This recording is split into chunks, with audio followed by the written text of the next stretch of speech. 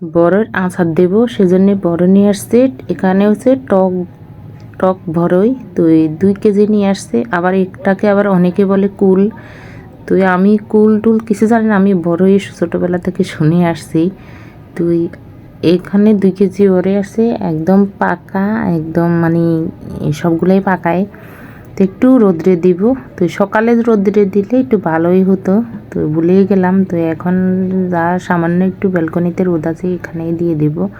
তো আজকে বানাবো না, দেখাই যাক কোন দিন বানাই।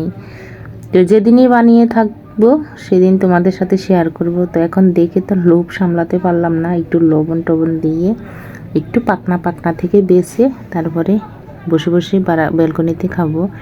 তো তোমাদের কার কার বড়ই বা কুল পছন্দ অবশ্যই কমেন্টের মাধ্যমে জানিয়ে দেবে। তাই এই ভিডিওটি এ পর্যন্ত, ছোট্ট একটা রিলস ভিডিও আপলোড দিলাম। যদি ভালো লাগে লাইক কমেন্ট শেয়ার করে আমার পাশে থাকবে। যারা আমাকে রেগুলারই সাপোর্ট করো তাদেরকে অসংখ্য অসংখ্য ধন্যবাদ।